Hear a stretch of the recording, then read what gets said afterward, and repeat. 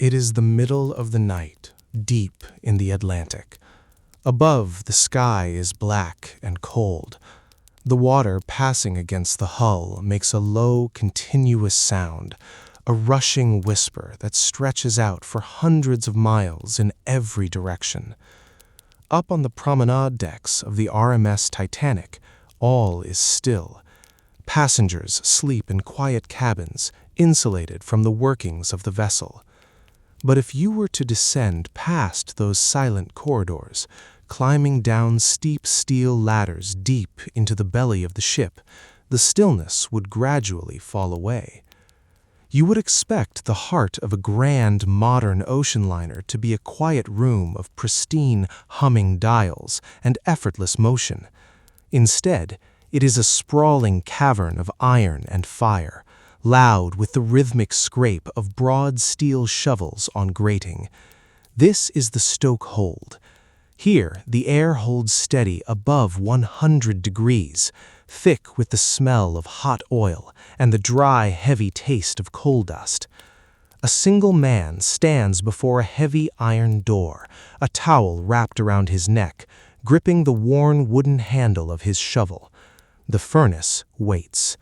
This is his world for the next 4 hours, an ordinary night of labor, rhythm, and heat, keeping a great ship moving across the dark water. Welcome to Sleep History. Tonight, we step away from the noise of the present and travel back to April of 1912. The RMS Titanic has departed Southampton on her maiden voyage. But we are not going to wander the bright, luxurious spaces of the upper decks. We are descending into the boiler rooms to spend a single, ordinary night with the engineering crew. You would expect a history of this ship to focus on the dramatic and the extraordinary. Instead, we are resting our attention on the quiet, physical reality of the men who kept the vessel moving. We will trace the 4-hour watch of a single stoker working his shift far below the waterline. There are no sudden alarms in our journey tonight, no looming dangers, and no historical tragedy. Just the reliable heat of the furnaces, the scrape of the coal shovel, and the steady, hypnotic rhythm of a night's work at sea. Settle in. Find a comfortable place to rest. Close your eyes and let the heavy iron walls of the past surround you. The journey to the fires begins before a single shovel is lifted. It starts in the firemen's quarters, located deep in the forward part of the ship, far below the waterline. The Atlantic Ocean outside the hull is freezing, moving past the heavy steel plates in a continuous, muffled rush. Inside, the quarters are close and dense. The air holds the steady, damp scent of woolen blankets, sea salt, and the breath of dozens of sleeping men. The room shifts gently, rising and falling by fractions of an inch, riding the long, invisible swells of the open sea. It is the middle of the night, and the men of the incoming watch are being roused. There is no natural light down here to signal the passage of time. There is no morning sun, no evening dusk, only the pale, unwavering glow of electric bulbs encased in thick glass and heavy wire cages. A stoker opens his eyes to this artificial twilight. He swings his legs over the side of his narrow iron bunk, his feet finding the cold linoleum of the deck. He pulls on rough, dark trousers and a thin cotton shirt, garments that have already been washed and dried dozens of times in the ship's laundry, softened by wear and faded by the heat. Around him, the other men of his watch are doing the same. There is very little talking. At this hour, words require energy that is better saved for the furnaces.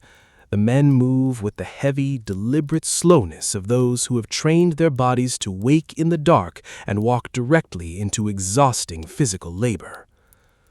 Leaving the sleeping quarters, the stoker joins a silent line of men stepping into the long, wide corridor known to the crew as the working passage. This is a private artery of the ship.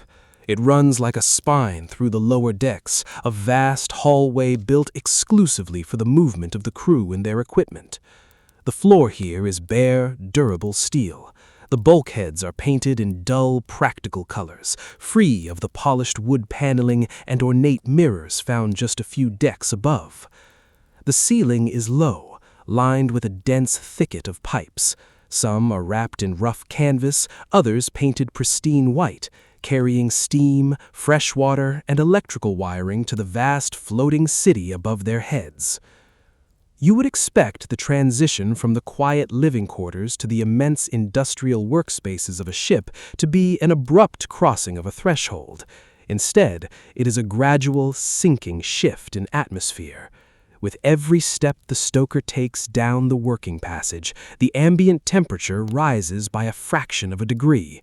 The gentle, almost imperceptible hum of the ship, barely noticeable in the bunks, begins to harden into a physical vibration. It travels up through the soles of his heavy boots, a constant, rhythmic vibration that signals the massive reciprocating engines turning endlessly at the stern. The line of men reaches the entrance to the boiler casings. Here, the horizontal walk ends and the true descent begins. The stoker steps on a steel grating that looks down into a deep vertical canyon of machinery. The sheer scale of the space is difficult to comprehend in the dim light. It is a world composed entirely of iron, steel, brass, and shadow. He turns around, grasps the handrails of the steep steel ladder, and begins to climb down. The rails are smooth and cool to the touch at the very top, polished to a dull shine by the friction of thousands of calloused hands sliding down them day and night. He steps backward, moving precisely from rung to rung. The soles of his boots ring out against the metal, joining a chorus of descending footsteps echoing off the riveted walls. As he climbs deeper into the hull, the air fundamentally changes. The cool, ventilated draft of the upper decks is left completely behind. It is replaced by a rising wall of dry, heavy heat. It presses against his face and chest, a physical weight that he must breathe in and acclimate to. The smell shifts too. The scent of salt water and damp wool fades away, overtaken by the sharp metallic tang of hot iron, scorched lubricating oil, and the dry, earthy bitterness of coal dust. The dust is a permanent fixture in the lower depths. It coats the painted steel bulkheads in a fine, dark film. It settles on the railings, the pipes, and the shoulders of the descending men. It is the inescapable dust of ancient forests, compressed over millions of years, brought out of the earth in Wales or Pennsylvania, and carried into the belly of the ship to be consumed. Down, down the ladders they go, past intermediate landings and catwalks. The noise, previously a dull background thrum, begins to separate into distinct, massive sounds. There is the deep, rhythmic pounding of the engine somewhere aft, a slow, titanic heartbeat that shakes the very air in the shaft. Closer by, there is the sharp hiss of escaping steam, the heavy clanging of iron tools against grated floors, and the scraping, sliding roar of coal being moved across metal plates. Finally, the stoker's boots hit the bottom grating. He has arrived in the stokehold. He stands at the very bottom of the ship, far beneath the waterline, with thousands of tons of ocean pressing against the steel hull just a few feet away. Above him, the bulkheads rise straight up into the gloom, crisscrossed by the walkways he just descended. Around him is a landscape of pure utility and immense power. RMS Titanic's boiler rooms hold 29 massive boilers spread across 6 separate watertight compartments. Together, these great cylindrical iron beasts feed 159 individual furnaces. The engineering crew required to manage this system numbers around 325 men, a small army of stokers, trimmers, greasers, and engineers working in perfectly timed shifts around the clock. To stand in this space is to be dwarfed by the scale of human engineering. The heat radiating from the faces of the boilers is intense, pushing the ambient temperature of the room toward 100 degrees and sometimes beyond. The air actually shimmers and warps in the spaces between the hot iron surfaces, distorting the shapes of the men who are already at work finishing the previous watch. The lighting down here is stark, casting hard, sharp shadows across the floor. Bare incandescent bulbs hang from the overhead gratings, illuminating the dust motes dancing thickly in the air. But the dominant light comes from the fires themselves. Every few minutes, a heavy iron furnace door is swung open by a man on the outgoing shift. When the door opens, it releases a blinding yellow-orange glare that washes over the soot-stained faces of the crew and casts long, flickering silhouettes against the walls. The heat from the open door is a physical blow, a wave of pure thermal energy. Then, with a heavy clang, the door is slammed shut, and the room is plunged back into a dim, dusty twilight. The stoker walks to his assigned station in front of his designated boiler. The metal grating beneath his feet is warm. He unbuttons his shirt, letting it hang loose to allow whatever minimal air circulation there is to reach his skin. He pulls a coarse cotton towel from his pocket and drapes it around his neck, preparing to catch the sweat that is already beginning to bead on his forehead and collarbones. He reaches out and picks up his shovel. The wooden handle is smoothed to a satin finish by the sweat and friction of the men who held it before him. It feels heavy, balanced, and deeply familiar in his hands. This simple tool of wood and broad steel is an extension of his own arms, the instrument that will define every physical motion he makes for the next 4 hours. He stands quietly, holding the shovel, watching the man he is about to relieve. He is part of an invisible engine, a world hidden completely from the first-class passengers, sleeping in their quiet, luxurious beds far above. He takes a slow, deep breath of the hot, dry air. He settles his boots firmly onto the grating. The long walk down is over. The wait is over. It is time to work. The stoker stands before his assigned boiler, settling into the physical space that will dictate every movement he makes for the next 4 hours.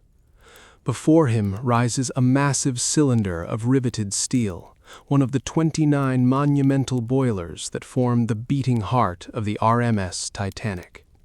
This particular unit is a double-ended Scotch marine boiler, a marvel of Edwardian engineering, measuring over 15 feet in diameter and nearly 20 feet long. It is a sealed, pressurized vessel containing thousands of gallons of pure water, wrapped in thick layers of insulation to keep the thermal energy contained.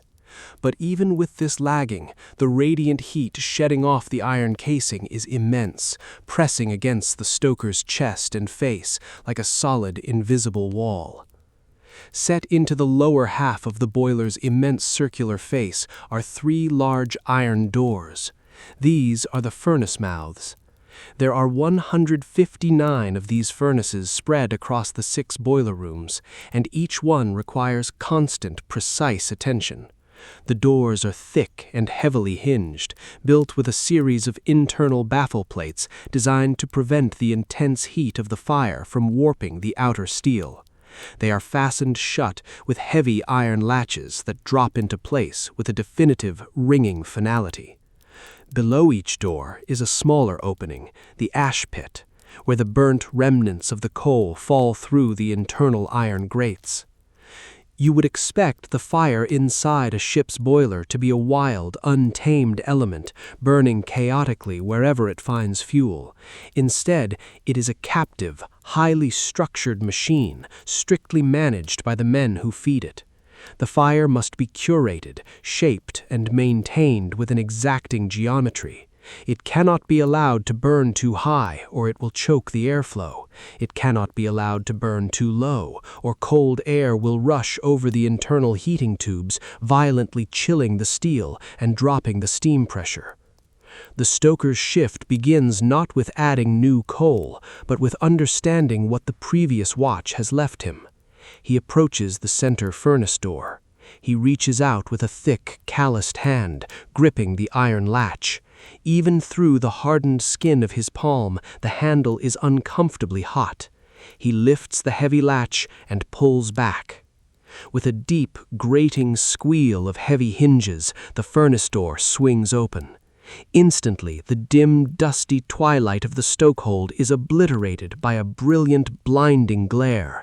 The light pouring out from the open furnace is a fierce, pale yellow-white, the color of a small sun captive in an iron tube. The wave of thermal energy that rolls out is a physical shock. The ambient temperature of the room is already hovering near 100 degrees, but the air washing over the stoker's face and chest from the open door is a blast of dry, searing heat exceeding 2,000 degrees Fahrenheit. It instantly dries the sweat on his cheeks and singes the tiny hairs on his forearms. He steps back slightly, turning his face half away from the direct glare, letting his eyes adjust to the punishing light. Inside the deep, corrugated steel tunnel of the furnace, the firebed is a rolling landscape of incandescent coals. A powerful forced draft system pushes pressurized air under the grates, creating a continuous, deep roaring sound as the oxygen is sucked violently upward through the glowing fuel. It sounds like a great wind rushing through a narrow gorge. Before he can feed this roaring beast, he must clean it. Coal is not a pure substance. As it burns, it leaves behind ash and, more problematically, impurities of slate and iron that melt down in the extreme heat. These molten impurities sink to the bottom of the firebed and fuse together on the iron grates, cooling into hard, glassy slabs called clinkers. If the clinkers are not removed, they block the airflow, suffocating the fire from below. The stoker sets his shovel aside and turns to the bulkheads, where a set of specialized heavy iron tools are secured in brackets. He bypasses the shovel and selects the slice bar. This is a formidable piece of equipment, a solid, heavy iron rod nearly 9 feet long, terminating in a flattened, wedge-shaped blade. It takes immense upper body strength simply to lift it and maneuver its length within the cramped space of the stokehold. He steps squarely in front of the open furnace, ignoring the blistering heat radiating onto his torso. He lifts the heavy slice bar, resting the middle of its iron shaft on the lower lip of the furnace doorway, using the heavy iron frame as a fulcrum. With a deep intake of the hot, dusty air, he thrusts the bar forward, driving the wedge deep under the white-hot bed of coals, feeling along the iron grates for the hardened obstruction of a clinker. The physical resistance is immediate. The fused rock is heavy and stubborn. The stoker leans his weight into the back of the iron bar, bending his knees, using his legs and shoulders to pry the clinker loose. The metal shaft of the slice bar begins to absorb the extreme heat, warming under his leather gloves.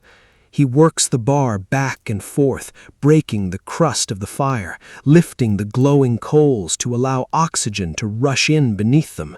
The fire responds immediately, flaring up with a renewed, violent roar, throwing a shower of bright orange sparks up into the internal drafting tubes. Once the clinker is broken free, he pulls the long slice bar out. The heavy iron wedge at the tip is now glowing a dull, angry cherry red from its brief time in the fire. He drops it with a loud, ringing clang onto the steel floor plates, the sound echoing sharply above the low roar of the forced draft. He then retrieves a different tool, a long-handled, heavy iron rake known simply as a devil. He reaches into the roaring furnace with the rake, dragging it carefully along the grates. He pulls the heavy, broken chunks of clinker and the accumulated loose ash forward, drawing them to the lip of the furnace and letting them fall down into the ash pit below. The hot ash hits the metal floor of the pit with a dry, hissing sound, sending up a fine gray dust that mixes instantly with the airborne coal dust, thickening the air he is forced to breathe. Now the grates are clear. The firebed is breathing freely, the white-hot coals shifting and settling down. The furnace is ready to be fed. The stoker retrieves his shovel. Beside him on the heavy steel floor plates is a fresh mound of coal, delivered quietly by the trimmers while he was cleaning the fire. The coal is dark, jagged, and wet. It has been lightly sprayed with seawater and the bunkers to keep the dust down, giving it a dull, heavy sheen in the glare of the electric bulbs.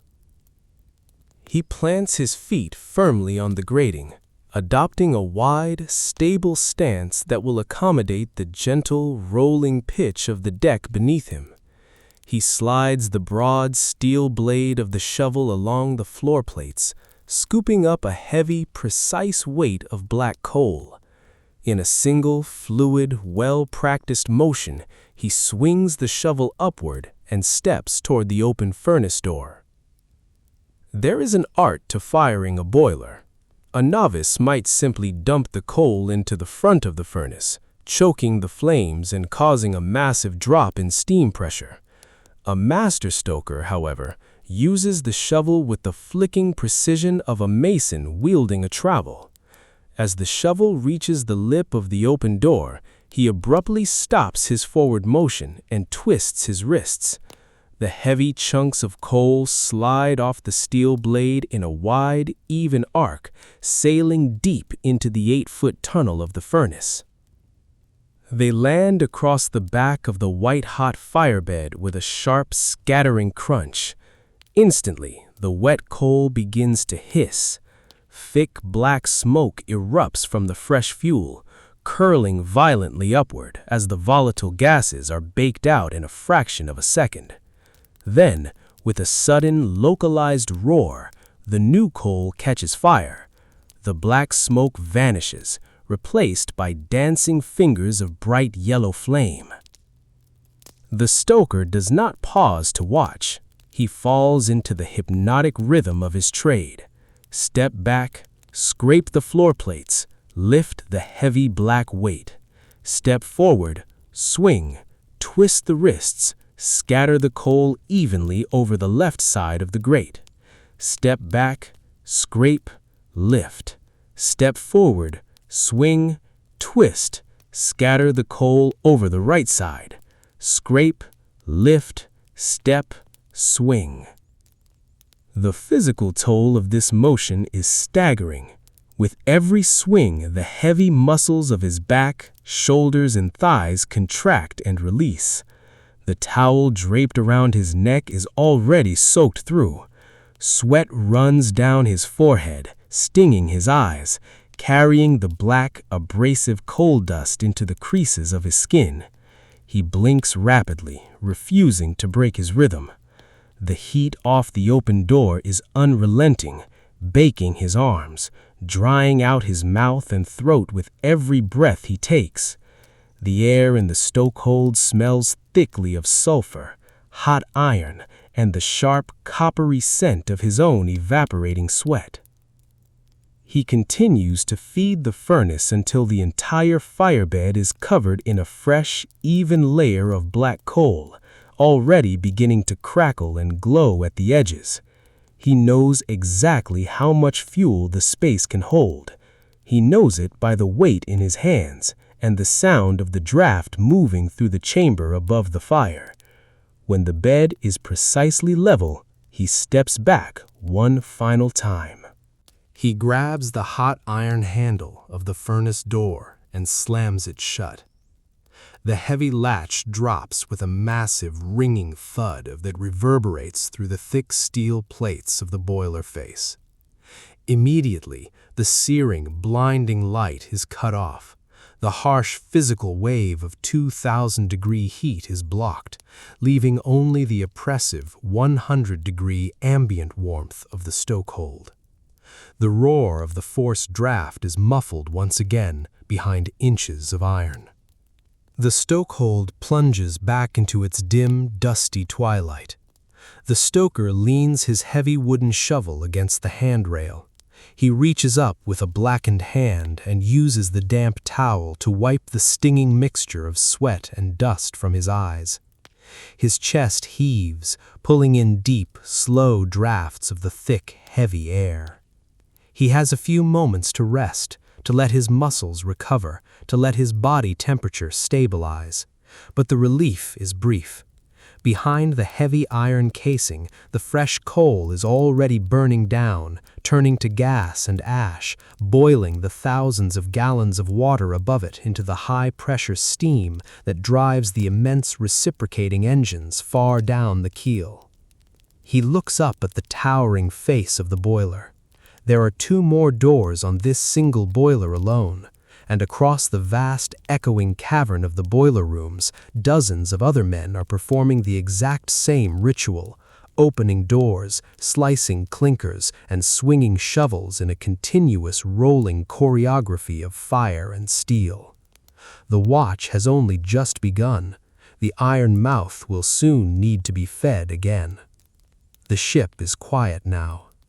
Outside, the wind moves slowly through the cold Atlantic dark above the funnels, but inside the iron hull, nothing stirs. Close your eyes and let the centuries settle into the dark. The fresh pile of damp coal resting on the floor plates beside the stoker did not arrive by accident. In the vast, sprawling ecosystem of the boiler rooms, the stoker is the final link in a heavy, continuous chain of physical labor. He is bound to his furnace, unable to leave his post to gather more fuel. If the coal beside him runs out, the fire dies, the steam pressure drops, and the great reciprocating engines at the stern begin to slow. To prevent this, the stoker relies entirely on an invisible partner in the dark. For every man standing before the blistering heat of the open furnace doors, there are others working deep inside the steel cavern walls of the ship. These are the trimmers. They are the men who venture into the unlit, unventilated spaces where the ship's massive fuel supply is stored. Their job is to pull the coal from the steel belly of the vessel and bring it to the light of the stokehold. The RMS Titanic carries thousands of tons of coal in her bunkers. These storage spaces are immense, echoing chambers built directly into the sides of the ship and across her immense width. They rise up for several decks, acting as heavy layers of insulation and armor between the boiler rooms and the outer hull. There are no polished floors here, no painted handrails, and no regular lighting. It is a raw industrial void, existing solely to hold the dead weight of ancient carbon. A trimmer steps away from the bright yellow glare of the stokehold and turns toward the bunker doors. He is usually a younger man, perhaps taking his first contract at sea, working his way up the hierarchy to eventually become a stoker. His clothes are identical to the men at the furnaces, but his skin is already coated in a far thicker layer of black dust. In the bunkers, there is no escaping the soot. It hangs in the stagnant air, settling deeply into the pores and clinging to every surface. He passes through a low, narrow doorway cut into the heavy steel bulkhead. As he steps over the raised iron threshold, he leaves the roaring noise of the forced draft behind. The acoustics change instantly. The sounds of the stokehold become muffled and distant, replaced by a dense, heavy quiet. The air in the bunker is cooler than the floor plates by the boilers, but it is entirely motionless, thick with the smell of raw earth, sulfur, and the deep, dusty scent of compressed time. The darkness inside the bunker is absolute. The only illumination comes from a single portable electric safety lamp hanging from a hook on the trimmer's belt, or from a heavy glass bulb encased in a thick wire guard mounted near the doorway. This pale, weak light barely penetrates the gloom. It casts long, distorted shadows across the massive, sloping mountains of black fuel that fill the chamber. You would expect the coal inside these massive storage spaces to flow smoothly downward like dry sand in an hourglass, settling evenly to the floor. Instead, the jagged, heavy lumps lock together under their own immense weight, forming sheer, unstable cliffs of black stone. The trimmer cannot simply scoop coal from the bottom of these cliffs. If he undermines the base of the pile too aggressively, a sudden avalanche of hundreds of tons of coal could break loose and bury him in the dark. The extraction must be managed carefully, thoughtfully, from the top down and the sides inward. It is a slow, deliberate dismantling of a mountain. He carries a heavy iron pickaxe, its handle worn smooth by the friction of rough canvas gloves. He approaches the black face of the coal cliff. He finds his footing on the uneven floor, assessing the angle of the pile in the dim light. Raising the pickaxe, he swings it forward, burying the iron point deep into the compacted fuel. The sound is a dull, heavy thud that echoes flatly against the steel walls of the bunker. He pulls back on the handle, using the leverage to crack the locked structure of the coal. A web of fissures appear in the black face, and with a dry, scraping crumble, a section of the cliff gives way. The heavy lumps tumble downward, cascading over one another, breaking into smaller pieces as they hit the steel deck plates below. A fresh cloud of dense black dust billows up into the stagnant air, catching the weak light of the electric bulb like a thick, dark fog. The trimmer steps back, allowing the dust to settle slightly. He knows the geography of his bunker perfectly. His title, trimmer, comes from the fact that he is not just moving coal, he is trimming the ship. As the days pass and the massive furnaces consume hundreds of tons of fuel, the weight of the vessel changes. If coal is taken only from the starboard bunkers, the ship will begin to list to port.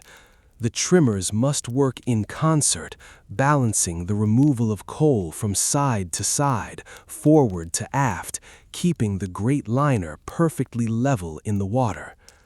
Once a sufficient amount of coal has been broken loose from the cliff, it must be conditioned before it can be moved. Raw, dry coal dust is not merely a nuisance. In a confined space, it is highly volatile. To keep the air breathable and the environment safe, the fuel must be dampened. The trimmer retrieves a heavy canvas hose attached to a nearby standpipe. He opens the brass valve, and a pressurized spray of cold Atlantic seawater arcs out over the loosened coal. The water hits the dry dust with a soft hissing patter. The smell of the bunker shifts again, the dusty sulfur joined by the sharp, clean scent of brine and wet stone. The water binds the fine particles of dust to the larger lumps, turning the dry rubble into a heavy, glistening mound of wet fuel. Now the coal is ready to be transported. The trimmer turns to his wheelbarrow. It is an implement of pure, brutal utility, constructed entirely of heavy, riveted iron.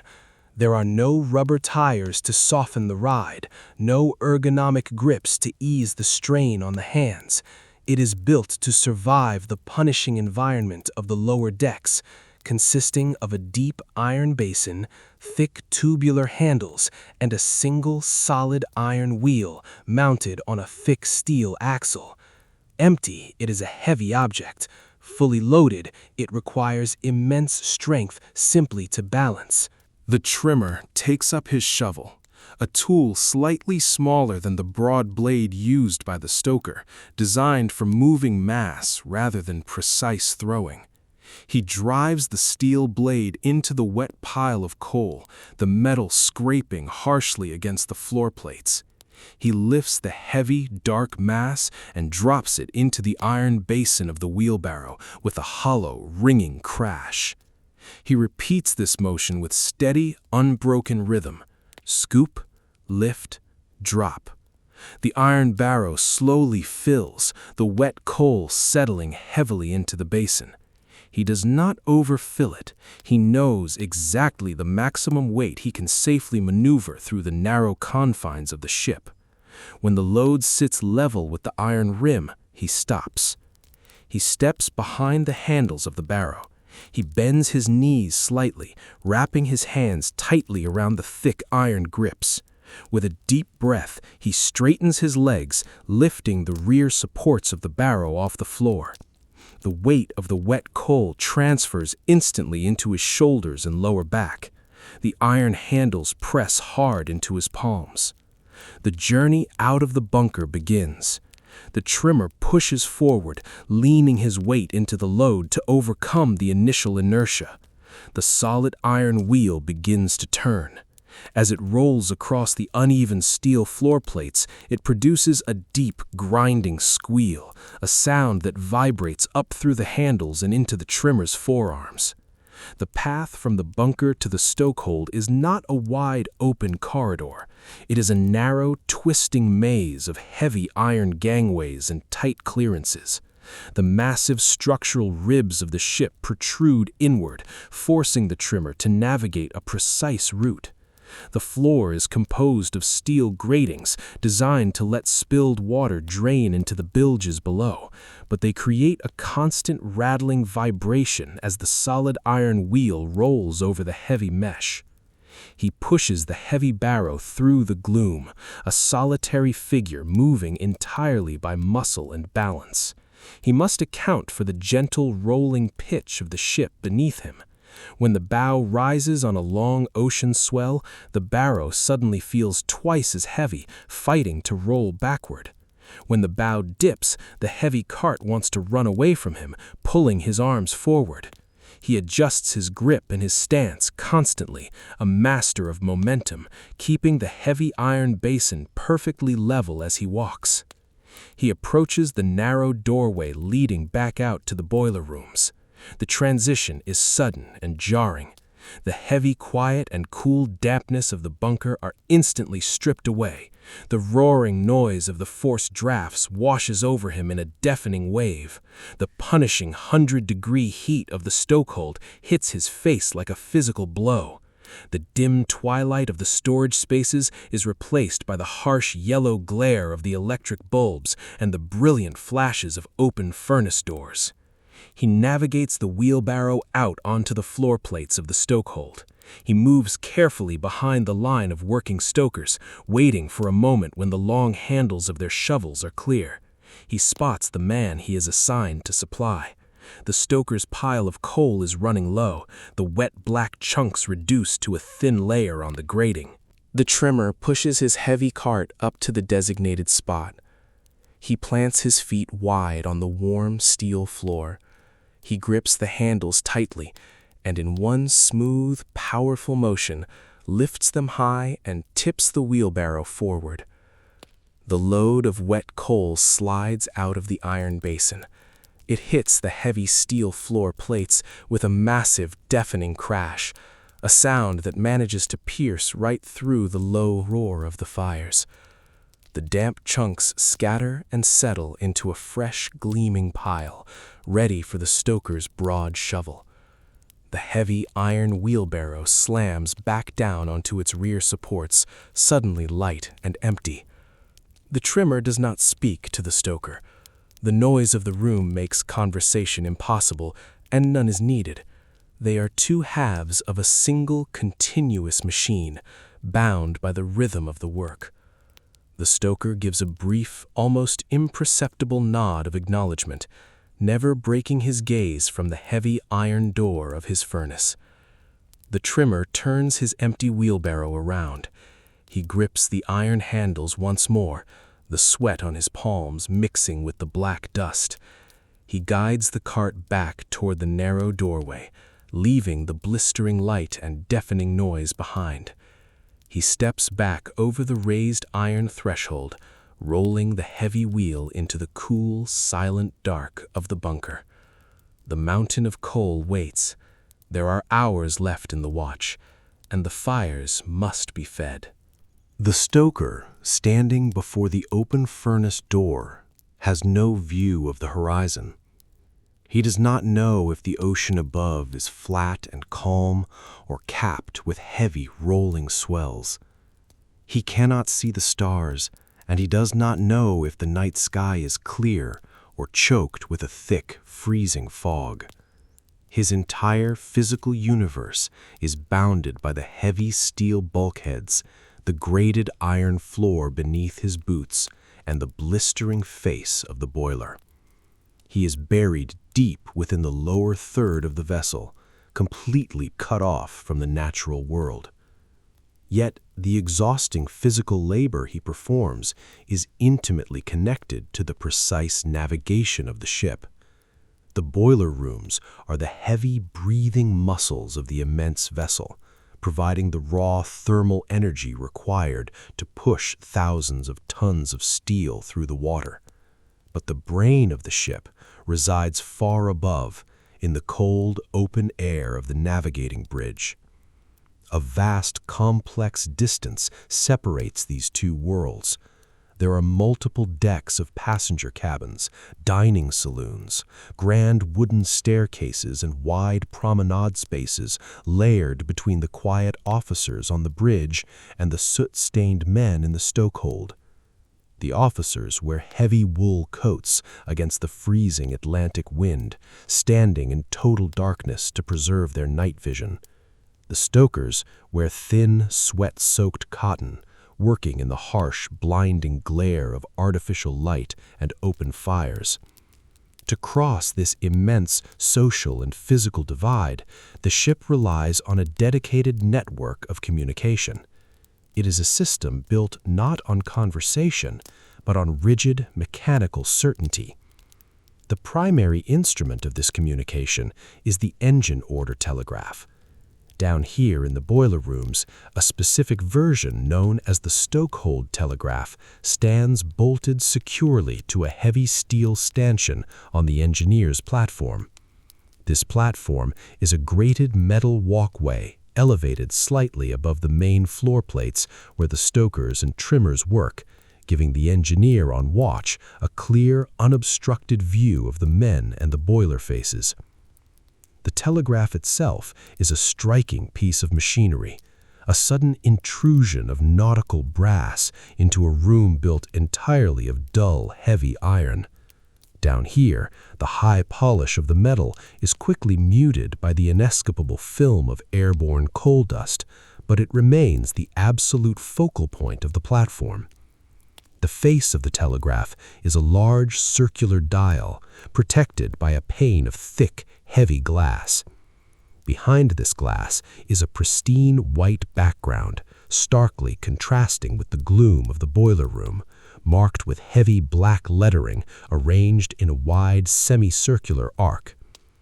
You would expect a machine as massive and intricate as a modern ocean liner to be governed by complex, nuanced streams of information. Instead, the entire forward momentum of 52,000 tons of steel is controlled by a primitive mechanical language of bells and heavy brass barrows. The commands printed on the white dial are absolute. They read full, half, slow, dead slow, stand by, and stop. There is no room for interpretation. There is no space for debate or discussion. It is a purely functional vocabulary designed to be understood instantly in the most chaotic and deafening environments.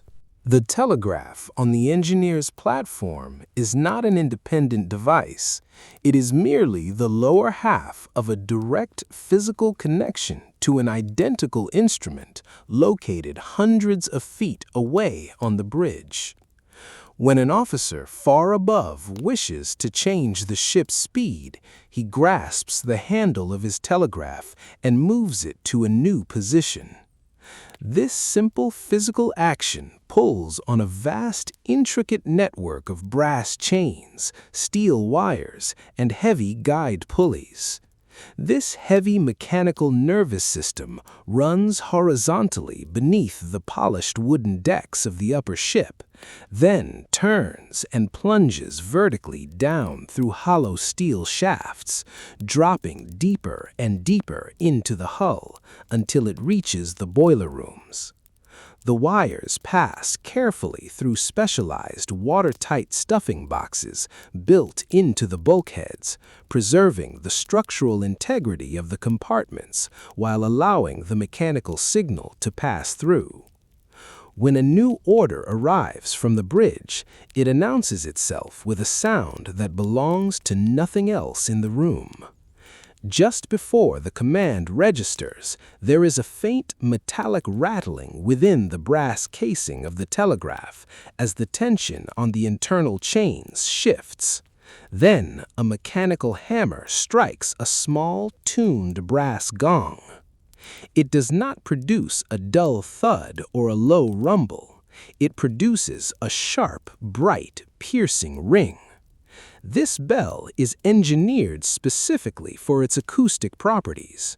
Its high frequency is designed to cut perfectly through the oppressive low-frequency roar of the forced drafts, the heavy sliding crash of the wet coal, and the scraping of broad steel shovels on the grating. When the bell rings, the bright metallic note echoes sharply off the curving steel bulkheads. Every man in the vicinity hears it, though only the engineer responds. As the gong sounds, a heavy red brass arrow on the face of the dial clicks sharply into a new position, pointing directly at the newly ordered speed. The engineer on watch steps immediately to the instrument. He reaches out and grasps the heavy red brass handle mounted on the side of the casing. He pulls it downward, rotating it along the outer edge of the dial until it aligns perfectly with the red arrow. This action completes the circuit. It pulls on the return set of chains, rotating a corresponding arrow on the bridge telegraph above, confirming silently to the officer in the cold night air that the men in the blistering heat have received the command. Beside the telegraph, there is another, more direct method of communication. Bolted to the very same stanchion is a speaking tube, a thick copper pipe that runs straight up through the decks. At the top of the pipe, on the bridge, and at the bottom here in the boiler room, the tube is capped with a tightly fitted wooden plug, which holds a small built-in brass whistle. If the chief engineer or the bridge officers require more specific, detailed information than the simple commands of the telegraph can convey, they blow forcefully into their end of the pipe. The air pressure travels down the long, winding copper shaft and escapes through the whistle at the bottom, emitting a sharp, reedy piping sound. The engineer on the platform steps over and pulls the wooden plug out by its short brass chain. The copper pipe of the voice tube is freezing cold at its origin on the bridge, but by the time it reaches the boiler room, the metal has absorbed the ambient 100-degree heat of the stokehold. However, when the plug is removed, a faint, cool draft sometimes falls from the pipe, a tiny, localized ghost of the freezing Atlantic night slipping momentarily into the inferno. The engineer leans his ear close to the open copper flare. Over the immense background roar of the boiler room, he can hear a hollow, disembodied voice dropping down from the top of the ship. The acoustics of the long pipe strip the voice of its normal human timbre, turning it into a flat, metallic monotone. The engineer listens carefully, nodding to himself, then turns his head and speaks directly into the dark, hollow opening of the pipe, his own voice traveling upward through the heavy steel layers of the vessel. He replaces the wooden plug, sealing the tube once again.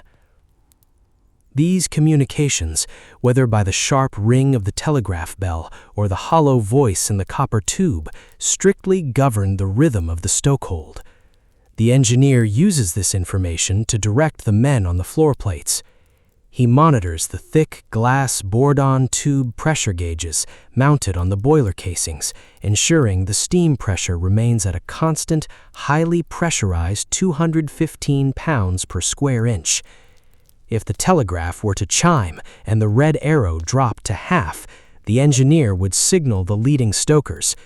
The men at the furnaces would immediately adjust their labor. They would throw less coal, they would close the iron dampers to reduce the airflow, and they would allow the immense fires to settle, dropping the steam pressure to match the new lower requirement. The heavy, punishing pace of the shovels would slow, shifting the tempo of the entire room. But tonight, on this long, uninterrupted stretch across the open ocean, the telegraph is largely silent. The brass handle and the red arrow remain locked firmly on the command for full. The ship is eating distance, consuming hundreds of tons of coal a day to maintain her steady, relentless pace through the dark water. The engineer periodically checks the water levels inside the massive iron cylinders, making minor adjustments to the feed pumps, but there are no new orders coming down from the bridge. The brass bell inside the telegraph rests quietly in its casing. The chains in the hollow steel shafts hang perfectly still. The stoker at his furnace pays the silent brass instrument no mind. His focus remains entirely downward, locked on the heavy iron door in front of him, the mound of damp, glistening coal resting on the floor plates, and the smooth, worn wooden handle of his shovel. The chain of command has been successfully established, the desired speed is set, and his only duty is to maintain the fires that make that speed possible. The complex nautical commands from above have dissolved entirely into the simple, brutal arithmetic of manual labor. As long as the bright brass bell does not ring, the rhythm of the night remains unbroken, measured only by the heavy swing of the broad steel blade and the blinding yellow-white flash of the open furnace door. The ship is quiet now. Outside, the wind moves slowly through the heavy rigging high above the decks, but inside the iron hull, nothing stirs. Close your eyes and let the centuries settle into the dark. The air inside the boiler room is not merely a space through which a man moves. It is a physical substance, a dense and heavy medium that must be waded through, breathed in, and endured. The forced drafts driving oxygen into the 159 furnaces create a continuous, roaring circulation of air. But this wind does not clear the stokehold. Instead, it lifts and carries the inescapable byproduct of the ship's momentum. Long before a shovel is swung, long before the heavy iron doors are opened, the air is already saturated with coal dust. It is a fine airborne powder created by the constant fracturing of the heavy black lumps in the bunkers, the scraping of the iron wheelbarrows, and the sharp sliding crash of fuel being dumped onto the steel floor plates. It is a dust born of ancient, compressed time. Millions of years ago, this carbon was living wood and prehistoric fern, buried and crushed under the immense weight of the earth. Now it has been fractured by iron picks, hauled across an ocean, and ground into a microscopic grit that hangs suspended in the belly of a steel ship. The bare electric bulbs mounted on the bulkheads struggle against this dark fog. The light does not travel cleanly through the room. It is scattered and absorbed by the millions of tiny black particles floating in the 100-degree air. Each bulb is surrounded by a hazy, glowing halo, illuminating the slow, swirling currents of dust that rise and fall with the heavy breath of the boiler room. It settles on every available surface. It coats the painted steel bulkheads in a dull, matte film. It gathers in the corners of the iron gratings, rests on the brass casings of the steam gauges, and blankets the thick canvas lagging wrapped around the overhead pipes. You would expect the pure, blistering thermal energy of the roaring furnaces to be the most exhausting element of the watch. Instead, it is the constant, suffocating weight of the coal dust that truly wears a man down. The human body is an engine that requires oxygen to burn its own fuel, and the physical labor of a stoker demands massive quantities of it. Lifting a heavy, broad shovel loaded with wet coal, stepping forward and swinging it with precise force into an open furnace requires a deep, expansive intake of breath. The muscles of the chest, back, and shoulders lock and pull, demanding air. But every deep breath drawn in this cavern pulls the sharp, abrasive dust down into the throat and lungs. The stoker feels it immediately. It coats the back of his tongue and the soft tissue of his throat, leaving a dry, bitter taste that tastes faintly of sulfur, iron, and deep earth. It is a granular texture, a persistent grit that grinds softly between his teeth when he clenches his jaw. Swallowing becomes uncomfortable, a friction against a dry throat. The body's natural response is to clear the airway, to cough and expel the foreign matter, but the labor cannot pause for comfort. The stoker must push through the irritation, overriding his own reflexes, taking measured, shallow breaths through his nose whenever possible, filtering out the largest particles before they reach his lungs. The dust does not only attack from the inside. It seeks out the skin, drawn by the profound, relentless heat of the stokehold. In an environment where the ambient air often climbs above 100 degrees Fahrenheit and the radiant heat from an open furnace door exceeds 2,000, the human body has only one mechanism for survival. The pores of the skin open completely, flushing the surface with sweat in a desperate attempt to cool the rushing blood beneath. Within minutes of stepping down from the cool iron ladders and taking his place at the floor plates, the stoker is soaked. The thin cotton shirt clings transparently to his chest and back. Drops of moisture form rapidly on his forehead, his collarbones, and the thick muscles of his forearms, and wherever the sweat rises, the coal dust immediately follows. The fine black powder binds to the moisture, turning instantly from a dry airborne dust into a thick, oily paste. It settles into the deep creases of his neck, the lines of his knuckles, and the heavy joints of his shoulders. His face, pale when he woke in his bunk just an hour ago, is now masked in a heavy layer of soot. Only the whites of his eyes and the clean, pale pink of his lips where he has licked the grit away break the uniform darkness of his skin. He reaches up with a blackened hand, grabbing the rough cotton towel draped around his neck. He pulls it across his forehead in a slow, heavy motion, attempting to clear the stinging sweat from his brow. But the towel itself is already saturated with dust. The wiping motion does not clean his skin, it merely smears the black paste, pushing the grit deeper into his pores and dragging it heavily across his temples. The eyes are particularly vulnerable. The dust constantly drifts downward from the overhead gratings, settling on his eyelashes and the sensitive rims of his eyelids. The intense, dry heat radiating from the massive iron boiler face rapidly evaporates the natural moisture of his eyes, making every blink feel like sandpaper dragging over glass. In response, his tear ducts work overtime, flushing the eyes with constant fluid to wash the sharp carbon particles away. The tears mix with the black dust on his eyelashes, running down his cheeks in thin, pale tracks through the heavy soot, leaving dark rings around his eyes that resemble heavy theatrical makeup. He blinks hard, shaking his head slightly to clear his vision, before reaching for the shovel once more. Beneath this heavy, clinging layer of dust and sweat, his clothes begin to stiffen. The cotton trousers and thin shirt, pliable when he dressed in the dark quarters, absorb the thick, salty mixture.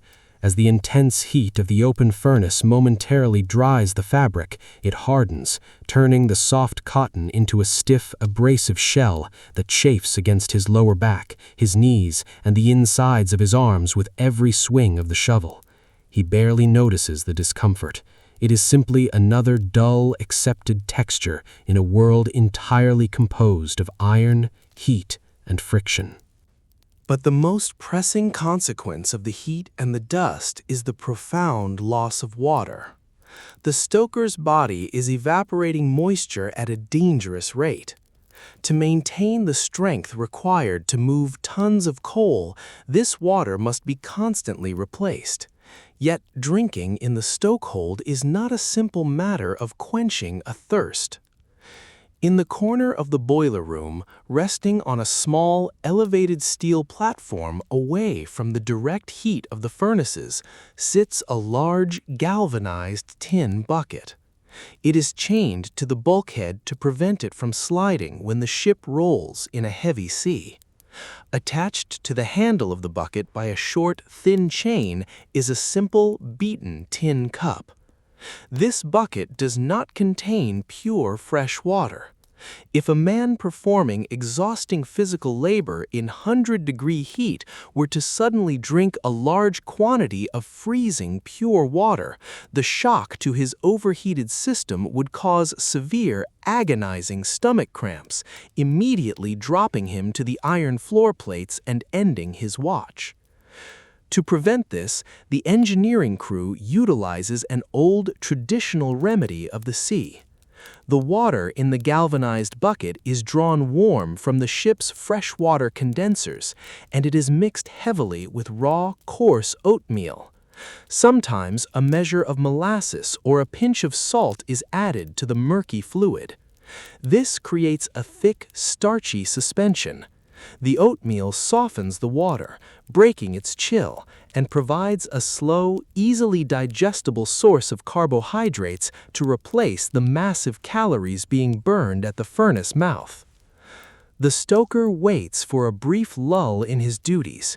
He has just finished covering the wide iron grates of his furnace with a fresh layer of wet coal. The heavy door is slammed shut, the latch dropped securely into place. He leans his shovel against the handrail and walks slowly across the grated floor toward the corner platform. His boots leave dull, dark prints on the steel plates. He reaches the bucket and unhooks the tin cup from its chain. It is dented and heavily worn, the rim smoothed by the mouths of countless men who have stood exactly where he stands now. He dips the cup into the murky, starchy water, stirring it slightly to bring the settled oatmeal up from the bottom of the bucket. He lifts the cup to his lips. He does not gulp the liquid down. He takes a slow, measured mouthful. The taste is bland, chalky, and thick, warmed by the ambient heat of the boiler room. It mixes instantly with the dry, bitter coal dust coating his lips and tongue. It is not a refreshing drink in the traditional sense. There is no crispness to it, no sudden cooling relief. Instead, it is functional. It is a purely mechanical replenishment of fluid. He swallows slowly, feeling the thick, tepid water slide down his dust-coated throat, washing away the gritty friction. The starchy liquid hits his stomach, settling heavily but safely, providing a dull, sustained energy that will carry him through the next hour of swinging the steel blade. He takes a second, careful sip, holding the liquid in his mouth for a moment to soothe his dry gums. He empties the remainder of the cup, hooks it back onto the short chain, and lets it fall against the side of the galvanized bucket with a dull, hollow clink. He does not linger by the water station. The brief pause has allowed his muscles to cool slightly, but standing still in the stokehold brings its own discomfort. Without the continuous hypnotic motion of the labor to distract his mind, the sheer oppressive weight of the ambient heat becomes more noticeable. The sweat continues to run in steady streams down his chest, pooling at the heavy leather belt of his trousers. The dust in the air settles onto his damp shoulders in a fresh, microscopic layer. He turns and walks back to his station in front of the towering face of the boiler. He wipes his hands down the sides of his trousers, attempting to dry his palms, though the fabric is just as damp as his skin. He reaches out and wraps his heavy fingers around the smooth wooden handle of the shovel. The brief ritual of the water bucket is over. The bitter taste of the starchy oatmeal fades, quickly replaced by the ever-present flavor of dry sulfur and ancient carbon. He looks toward the iron door of the furnace, listening to the deep roaring vibration of the captive fire inside. The dust hangs thick and heavy in the yellow light around him, an invisible, settling blanket over the lower decks. The stoker adjusts his footing on the iron grating, feeling the gentle, rolling vibration of the engines beneath his boots. He tightens his grip on the wood. He is ready for the fire to ask for more. The 4-hour watch of a stoker is not a single, unbroken marathon of swinging a heavy shovel. The human body, even one conditioned to the brutal extremities of the stokehold, simply cannot sustain that level of output continuously in 100-degree heat without collapsing. The rhythm of the labor is strictly governed by the fire itself. There are periods of intense, frantic activity, cleaning the clinkers, pulling the hot ash, and laying down fresh coal, followed by necessary lulls as the new fuel catches, burns, and slowly turns to gas and white-hot embers. During these lulls, a stoker finds a moment of rest. It is not a formal break. He cannot leave the boiler room. He cannot walk back down the long working passage to his bunk, nor can he seek out the cool drafts of the upper decks. He remains anchored to his furnace, but he is allowed, for a short time, to stop moving. He sets his heavy, broad steel shovel down on the floor plates, leaning the smooth wooden handle securely against a sturdy iron handrail. The clanging, rhythmic crash of coal against metal stops, leaving only the steady, low roar of the forced drafts and the distant, rhythmic pounding of the reciprocating engines echoing through the bulkheads. He steps away from the searing, radiant heat of the immediate boiler face. He moves a few paces to the side, seeking out a specific, slightly cooler microclimate within the cavernous space. These pockets of relief exist usually near the heavy watertight doors that separate the boiler compartments, or directly beneath the large ventilation shafts that drop straight down from the boat deck high above. He finds a spot on a heavy iron grating away from the direct glare of the bare electric bulbs. The metal beneath his boots is still warm, vibrating with the pulse of the ship. But the air here feels marginally less oppressive. He turns his back to the furnace and slowly lowers himself down, sitting directly on the hard steel floor. He pulls his knees up slightly, resting his heavy forearms on his thighs. He lets his head drop forward, the sweat dripping steadily from his chin onto the dark, damp fabric of his shirt. For the first few minutes, he simply breathes. He takes slow, deliberate pulls of air, focusing entirely on expanding his chest and regulating his heart rate, which had been hammering against his ribs like a captive bird during the intense labor of feeding the fires.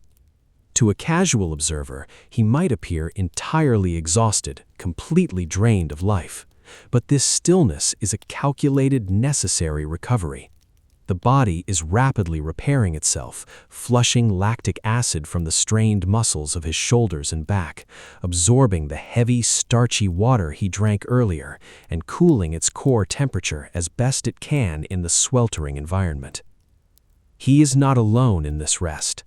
Glancing around the dim, dusty stokehold, he sees other men scattered along the floor plates, sitting on upturned iron buckets or leaning heavily against the cool steel of a bulkhead. Some sit with their eyes closed, their faces completely black with soot, resembling statues carved from rough, dark stone. Others stare blankly at the floor, lost in the hypnotic, unchanging rhythm of the machinery. In this moment of pause, the vast, echoing space of the boiler room takes on a different quality. The aggressive, violent noise of the work fades into the background, and the more subtle, underlying sounds of the ship become noticeable. He can hear the deep, rhythmic thrum of the immense engines transmitting through the very iron he sits upon. He can hear the soft, continuous hiss of steam moving through the heavily lagged pipes bolted to the ceiling. And occasionally, if he listens very closely beneath it all, he can feel the subtle, massive shifting of the ocean itself, a slow, powerful roll that lifts the entire ship a few inches before gently setting it back down.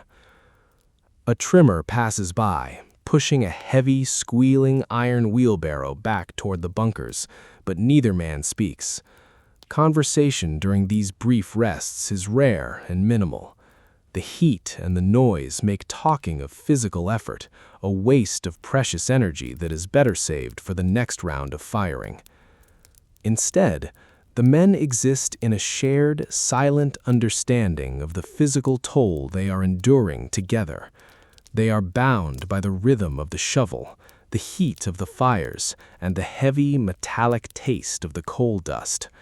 They are a brotherhood of the deep, a temporary community forged in the most extreme environment the grand ship has to offer. The stoker reaches into the pocket of his damp trousers. His thick, calloused hands fumble for a moment before extracting a small, tightly rolled cigarette. It is slightly crushed and slightly damp from the sweat soaking through his clothes. The paper is thin and cheap, the tobacco inside dark and strongly scented. He places the cigarette carefully between his lips. He does not have a match, nor does he need one. The boiler room provides all the necessary fire. He stands up slowly, his legs stiff from the brief rest, and walks over to a small, heavy iron door set into the side of the boiler casing, near the bottom of the structure. This is an inspection port, used by the engineers to check the internal draft of the fires. He uses the edge of his sleeve to protect his hand as he pulls the small metal latch. The tiny door swings open, revealing a glimpse of the roaring, white-hot inferno within. The heat that escapes is intense, a concentrated blast of pure thermal energy. He leans forward carefully, holding the tip of his cigarette just inches from the open port. He inhales sharply. The dry, intense heat instantly catches the end of the tobacco, flaring it to life with a bright orange glow. The acrid smoke mixes instantly with the ambient smell of hot iron and sulfur. He snaps the small inspection door shut, cutting off the searing heat. He turns away and leans back against the cool steel bulkhead, taking a slow, deep drag from the cigarette. The smoke fills his lungs, a harsh, stinging sensation that somehow provides a strange comfort amidst the oppressive atmosphere of the stokehold. He watches the thin, blue wisp of smoke curl upward, rapidly torn apart and swallowed by the powerful ventilation currents sweeping through the room. The tobacco offers a brief, sharp distraction from the fatigue, a momentary anchor to a world outside of coal and fire. The cigarette burns down quickly. He pinches the remaining stub between his thumb and forefinger, extinguishing it carefully against the metal bulkhead before dropping it to the floor plates. He wipes his mouth with the back of his blackened hand, feeling the grit of the coal dust against his skin. He looks up at the large brass clock mounted on the bulkhead near the engineer's platform. Its heavy black hands have moved forward only slightly since he sat down. The watch is far from over. The brief reprieve is ending. The internal rhythm of the fires dictates it. He can feel the subtle shift in the ambient temperature of the room, a slight cooling that tells him the coal he laid down earlier is beginning to burn low.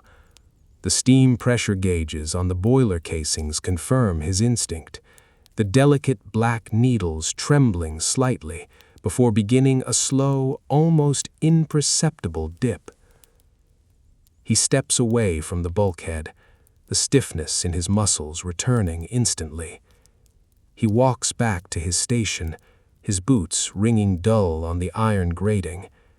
The heavy, broad steel shovel leans exactly where he left it. He wraps his hands around the smooth, warm wood, feeling the familiar weight settle back into his shoulders. He stands before the towering, silent face of the boiler. He grips the heavy iron latch of the furnace door. The moment of rest is gone, swallowed back into the continuous, demanding cycle of the ship's massive heart. He pulls the heavy latch, the hinges groan, and the blinding yellow-white light of the fire washes over him once again. The ship is quiet now. Outside, the wind moves slowly through the massive steel cables of the rigging, but inside the iron hull, nothing stirs. Close your eyes and let the centuries settle into the dark. The stoker's attention is fiercely focused on the narrow tunnel of his furnace and the heavy iron door that seals it. But he does not work in a vacuum. He is surrounded by a sprawling, interconnected forest of heavy machinery. The boiler room is not simply an empty box designed to hold fires. It is a dense, highly engineered ecosystem where every pipe, valve, and spinning shaft plays a critical role in keeping the ship alive. If the boilers are the heart of the vessel, the machinery surrounding them is the circulatory system. And just like a living body, this system produces a continuous, complex symphony of sound. The dominant noise is always the deep, hollow roar of the forced drafts, pulling air down from the decks and pushing it violently up through the firebeds. But beneath that roar, and cutting sharply through it, are the distinct voices of the auxiliary engines. Bolted to the heavy steel bulkheads and set onto raised iron platforms scattered throughout the stokehold are the immense steam-driven pumps. There are feed pumps, ash ejector pumps, and massive bilge pumps, all constructed of dull gray cast iron and heavy polished brass. These machines do not run with the smooth, silent efficiency of electric motors. They operate on brute steam power, driven directly from the high-pressure energy bleeding off of the very boilers they service. When a pump engages, it starts with a heavy, wet groan, followed by a sharp, rhythmic clack hiss, as the massive internal pistons drive back and forth. The sound is mechanical, urgent, and heavy, sending strong, localized vibrations through the floor plates. These pumps are constantly drawing thousands of gallons of condensed water back from the main engines and forcing it against immense pressure back into the boilers, ensuring the great iron cylinders never run dry while the fires rage beneath them. Running above the stoker's head, suspended from the ceiling by heavy iron brackets, is a chaotic maze of piping. Some are small, thin copper lines carrying clean water.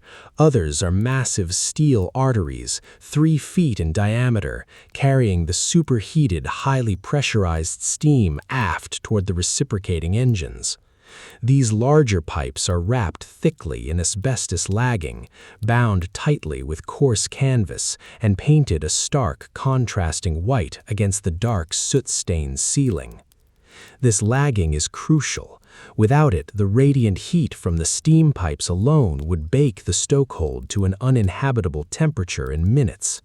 But the insulation also gives the pipes a strangely organic appearance, like heavy, pale muscle fibers stretching across the iron ceiling. As the immense pressure of the steam surges through them, these pipes shift and groan, straining against their brackets. Occasionally, a minor leak at a heavy flanged joint will release a sharp, blinding hiss of pure white vapor, quickly spotted and addressed by an engineer moving swiftly across the high catwalks. There is another machine present, one that does not groan or hiss, but hums with a high, steady pitch. Set apart in their own designated spaces slightly aft of the main boiler rooms are the ship's dynamos. These are massive, steam-driven electrical generators spinning at hundreds of revolutions per minute. They are responsible for producing every watt of electricity on the ship, powering the thousands of incandescent bulbs, the heavy electric cranes, and the complex Marconi wireless sets far above on the boat deck. The sound of a dynamo is distinct. A continuous, high-frequency whine that penetrates the heavy steel bulkheads and vibrates directly in the teeth of the men working nearby. It is a modern, synthetic sound, sharply contrasting with the primitive, elemental noise of the roaring fires and the heavy crash of sliding coal. The dynamos generate their own significant heat, adding to the already oppressive atmosphere, and the air around them carries the sharp, metallic tang of ozone, cutting briefly through the heavy scent of sulfur and sweat. You would expect the men working in this chaotic, deafening environment to be overwhelmed by the sheer scale and noise of the machinery. Instead, the stokers and trimmers move through the space with the casual, unconscious grace of men entirely accustomed to their surroundings.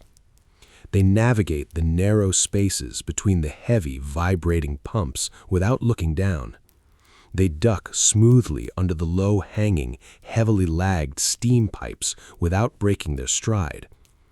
They learn to filter the immense wall of noise, ignoring the constant roar of the drafts and the whine of the dynamos, tuning their hearing only to the specific, critical sounds that matter. The sharp ring of a slice bar hitting the floor plates, the high-pitched squeal of an empty wheelbarrow returning from the bunkers, or the faint, metallic chime of the stokehold telegraph. This environment requires a specific kind of physical awareness. A man cannot allow his attention to drift. The machinery around him is unforgiving. A careless step backward could mean a severe burn against an exposed steam valve. A momentary lapse in balance while swinging the shovel could result in the heavy iron handle striking a spinning pump shaft. The space demands absolute respect. To maintain this vast, complex system, a specialized group of men moves constantly among the stokers.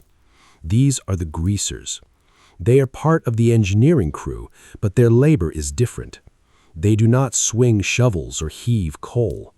Their job is the relentless battle against friction. A greaser carries a heavy brass oil can with a long curved spout and a thick bundle of cotton waste. He moves methodically from machine to machine, ascending the steep steel ladders to the upper gratings and kneeling down on the floor plates beside the heavy pumps. He watches the spinning shafts and the driving pistons with an expert eye, waiting for the precise moment in the machine's cycle. Then, with a quick, practiced motion, he leans in and applies a careful measure of thick, dark, lubricating oil to the moving joints. The smell of hot oil is pervasive in the boiler rooms, mixing heavily with the dry dust. It drops from the bearings, catching on the warm steel floor plates, creating dark, slippery patches that the stokers must be careful to avoid. The greasers wipe away the excess with their cotton waste, their hands and faces stained with a different kind of darkness, the slick, heavy grime of the machine rather than the dry, powdery soot of the coal. The stoker watches a greaser climb past him, moving swiftly up a vertical ladder toward a high steam valve. The two men do not acknowledge each other. They are operating on different rhythms, servicing different parts of the same immense organism. The stoker is concerned only with generating the raw heat. The greaser is concerned with ensuring the machines can survive that heat without tearing themselves apart. He turns his attention back to his furnace.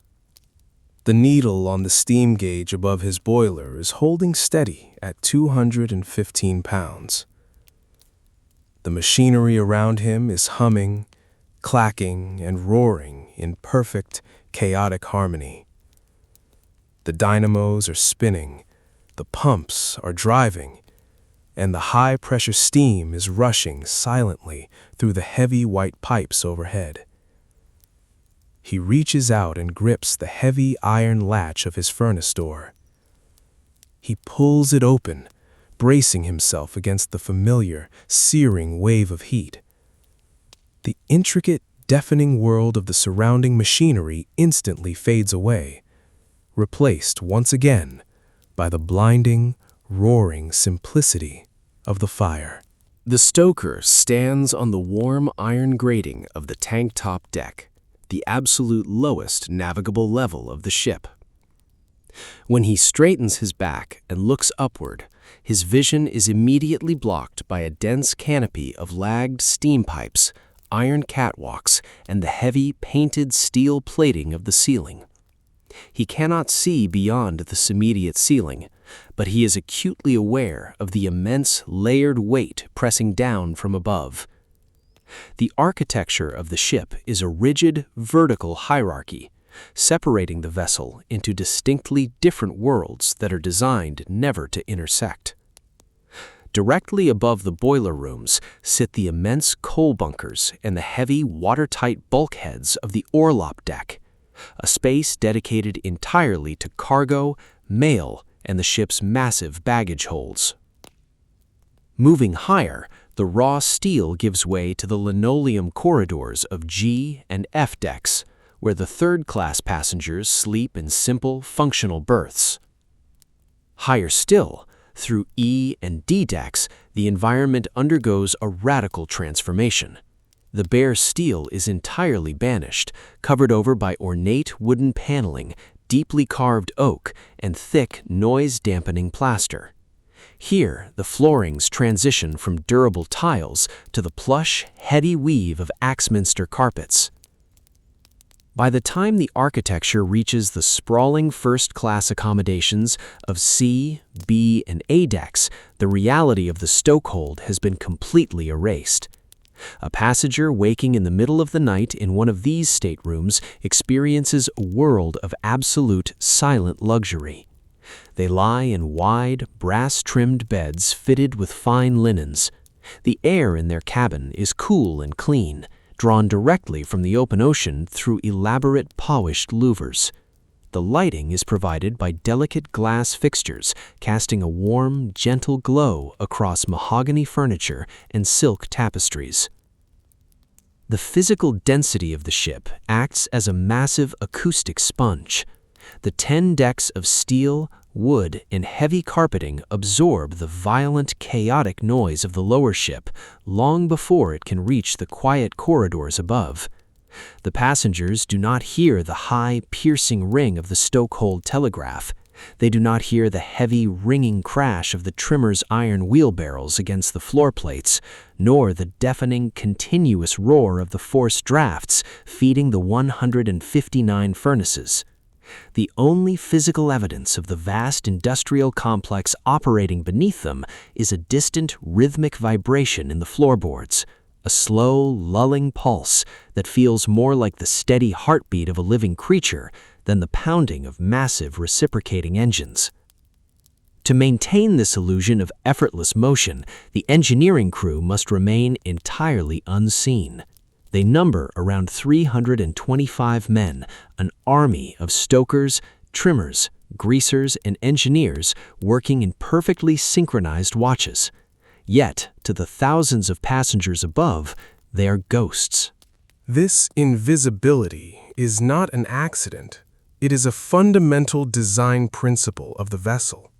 There are no grand staircases connecting the boiler rooms to the promenade decks.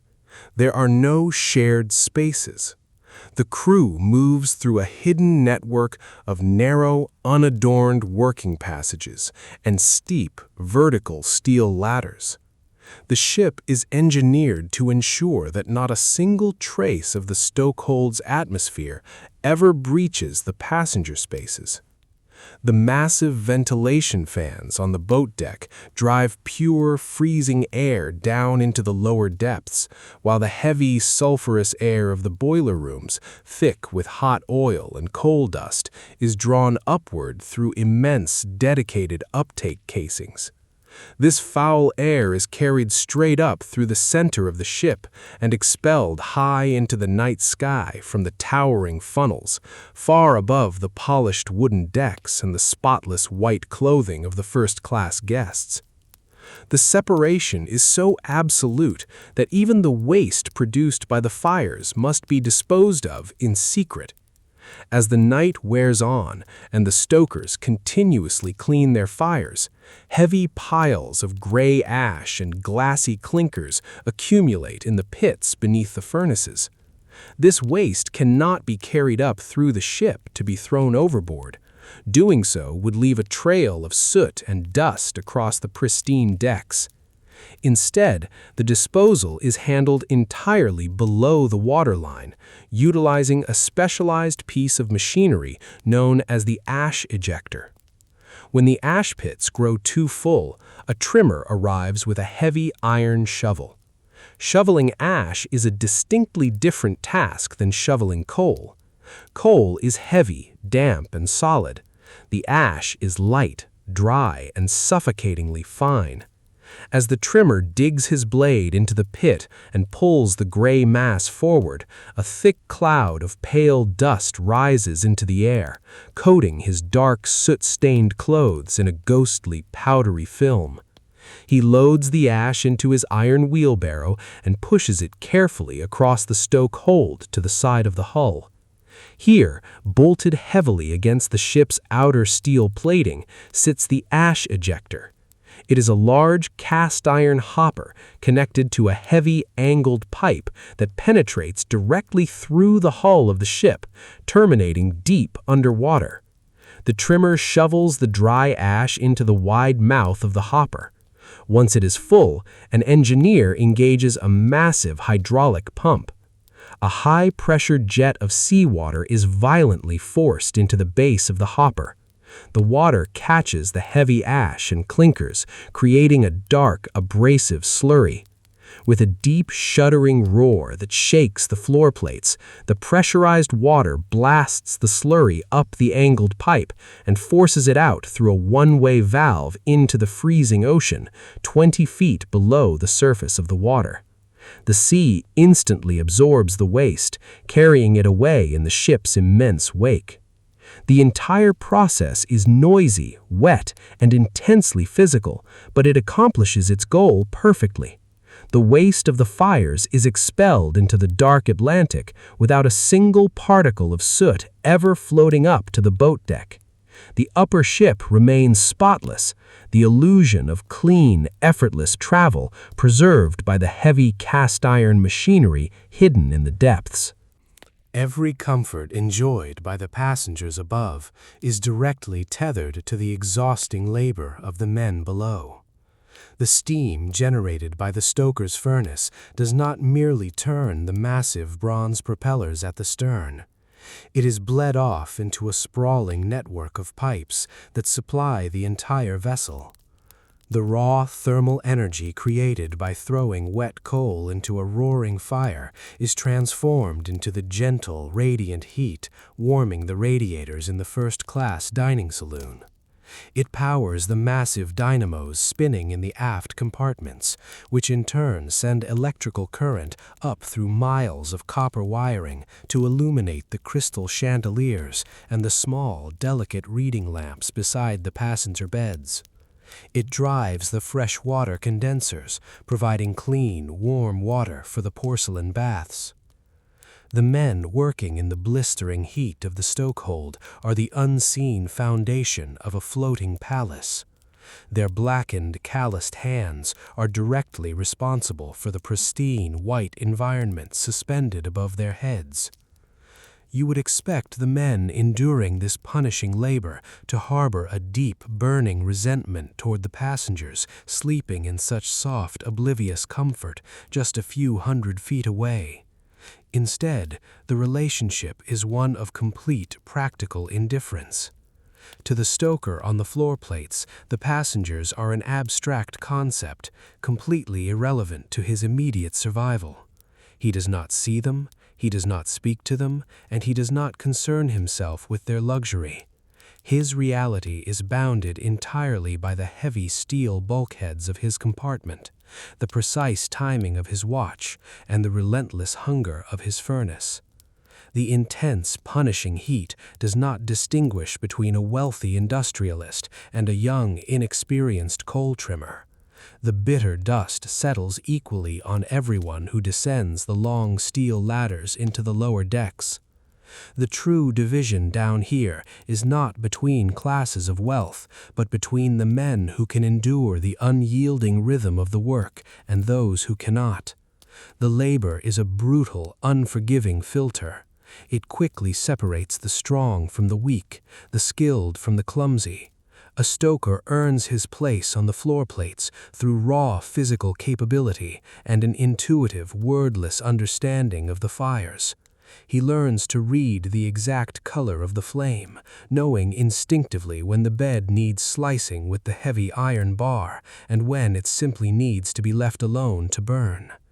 He learns the precise mechanics of the shovel, the exact twist of his wrists necessary to scatter the wet coal perfectly across the deep, glowing grates.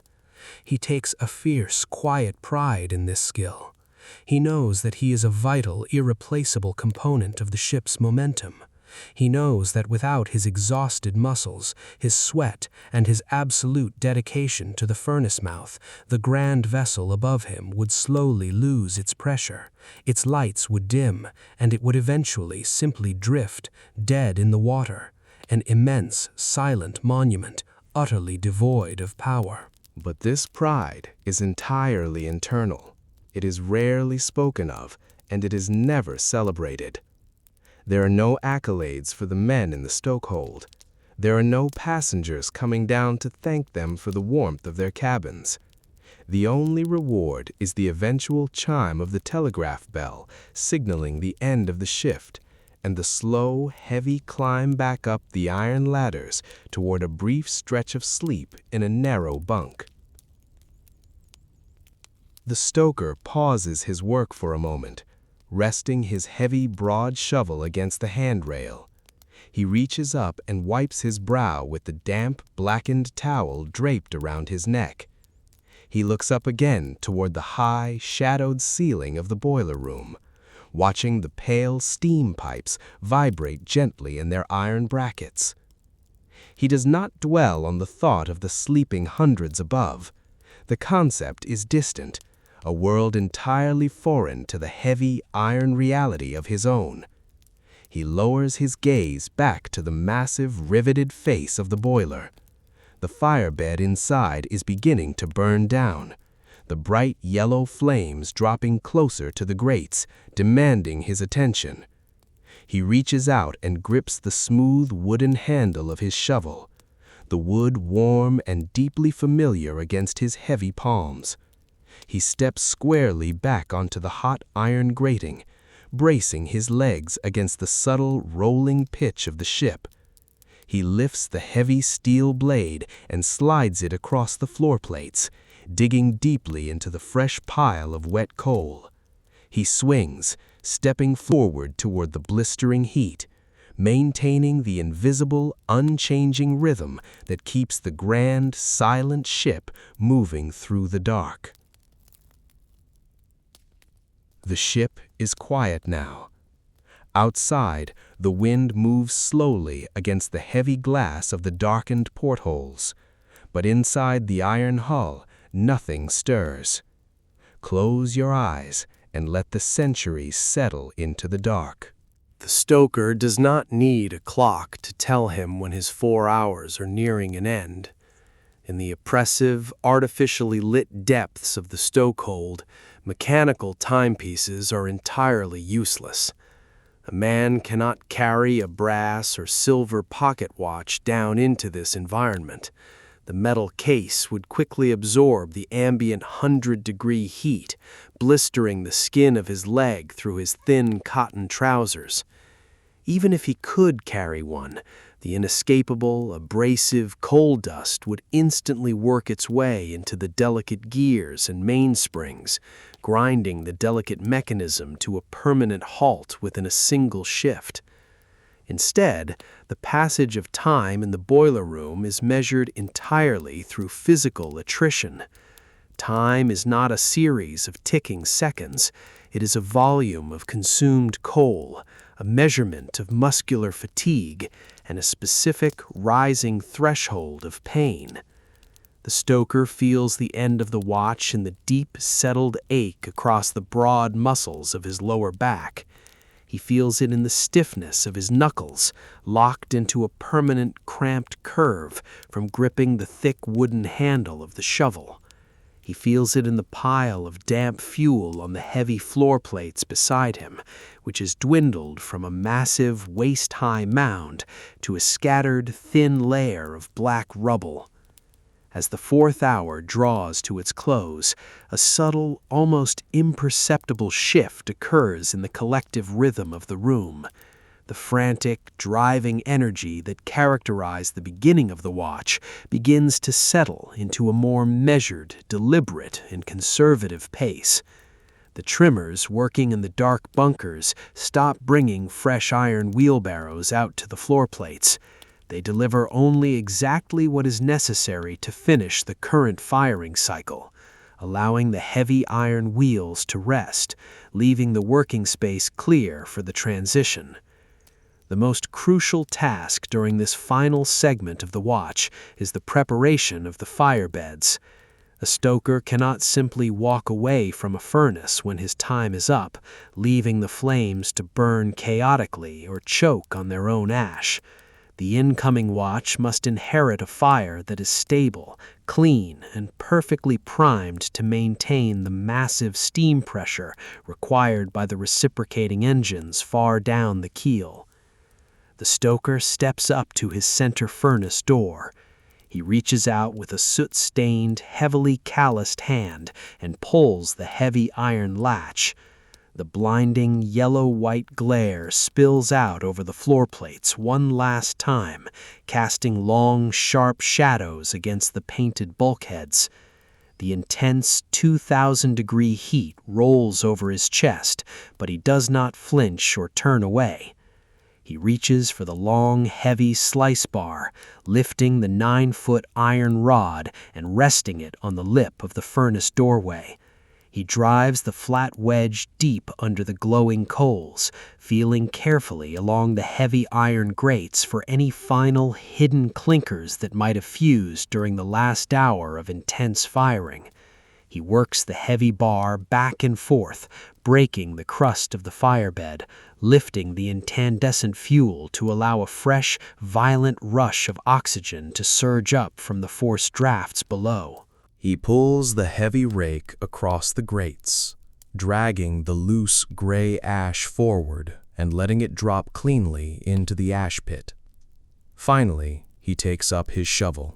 He gathers the very last of the wet coal from his floor plates and lays down a thin, perfectly even layer over the entire bed. He does not build the fire up into a roaring peak. He banks it carefully. This creates a stable, consistent heat that will hold the delicate black needle of the steam gauge perfectly steady while the new men arrive and find their rhythm.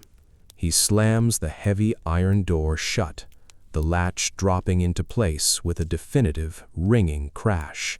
He turns to the steel casing of the boiler. From the small pocket of his trousers, he retrieves a thick, stubby piece of white chalk. The chalk is slightly damp from his sweat, its surface coated in a thin layer of black dust, but the core remains pure and dry. He reaches out and makes a single, heavy, diagonal slash on the dark iron plating directly next to the furnace door he just closed. This simple white line is a vital piece of communication. It tells the incoming stoker that this specific grate has been thoroughly cleared of clinkers on this watch and will not need to be deeply sliced for at least another hour. It is a small, silent courtesy between men who share a brutal existence, a language written in chalk and erased by the heat. Far above the stokehold, up in the narrow, linoleum-lined working passages, the men of the incoming watch are already moving. They've been roused from their narrow bunks in the firemen's quarters, dressing quickly in the dim, caged electric light. They wear thin, clean cotton shirts and trousers, their faces pale and completely free of soot. They begin the long, steep descent down the heavy iron ladders.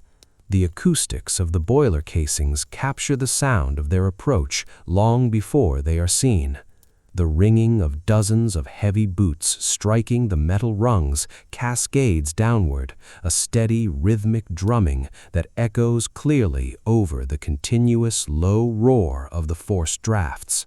As the incoming crew finally reaches the bottom gratings and steps out onto the floor plates, the boiler room suddenly transforms.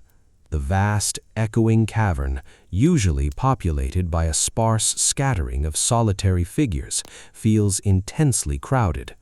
The space is simply not designed to hold 2 full watches simultaneously. The men of the outgoing shift, their faces entirely black with soot, their clothes stiff and heavy with dried sweat, stand shoulder to shoulder with men who are pale, dry, and clean. You would expect the end of such a grueling, physically devastating shift to be marked by a sudden surge of relief, perhaps a vocal celebration or a rushed, chaotic exit toward the ladders. Instead, the watch change is an incredibly slow, deliberate, and almost entirely silent procedure. The handover of a ship's fires is a solemn mechanical responsibility. The incoming stoker walks slowly up to his designated boiler. He does not immediately reach for the shovel, nor does he speak to the man he is relieving. He stands beside the exhausted stoker, staring intently at the thick glass face of the Borden tube pressure gauge mounted high on the casing, verifying that the pressure is holding precisely at 215 pounds. He then lowers his gaze to the heavy iron doors. He sees the thick white chalk slash on the casing. He looks at the small, glowing inspection ports, judging the health and color of the fires within by the slivers of blinding light escaping through the hinges. The outgoing stoker watches him, offering nothing more than a single, barely perceptible nod of his head. He might point briefly with a blackened finger toward a specific ash pit that will soon need emptying, but there is no small talk. The deafening noise of the machinery makes casual conversation impossible, and the profound exhaustion of the outgoing men makes it entirely undesirable. Satisfied that the fires are stable, the pressure is locked, and the station is in perfect working order, the incoming stoker takes a step forward. He plants his boots firmly on the warm iron grating, adjusting his stance to the gentle rolling pitch of the floor plates. He reaches out with his clean hands and takes hold of the heavy, broad shovel. The physical transfer of this simple wooden tool marks the official, undeniable change of the watch.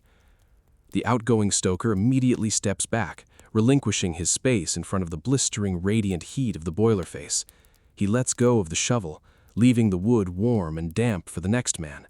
He turns away from the furnace. He retrieves his small cotton towel from the iron handrail, now a stiff, blackened rag heavy with soot, and tucks it loosely into his belt. He joins the silent line of exhausted men walking slowly across the floor plates toward the base of the ladders. The ascent is fundamentally different from the descent.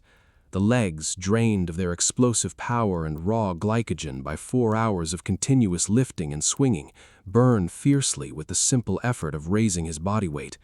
He grips the smooth, polished handrails tightly, pulling himself upward, rung by heavy rung.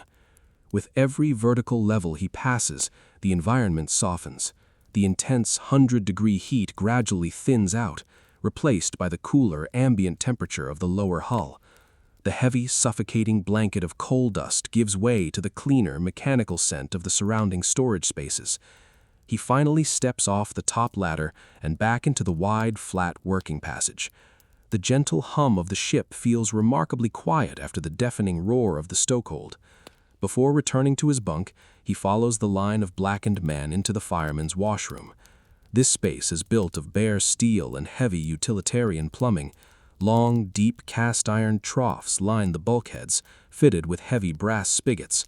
The stoker turns a valve, and a stream of seawater, slightly warmed by its passage through the ship's condenser systems, splashes loudly into the iron basin. He reaches for a block of coarse, dark carbolic soap. There is no luxury here, no scented oils or soft lather. The soap is harsh, medicinal, and abrasive. He works it aggressively between his palms, the stark chemical smell of the carbolic cutting sharply through the lingering scent of sulfur and sweat. He scrubs his hands, his forearms, and his face. The water in the trough turns instantly black, thick with the heavy dust of the bunkers. The harsh soap and warm water remove the worst of the gritty, oily paste from his skin, but it is not a perfect clean. The coal dust is too deeply ingrained. It remains settled in the deep lines of his knuckles, and it rings his eyes in dark, heavy shadows, a permanent physical marker of his trade.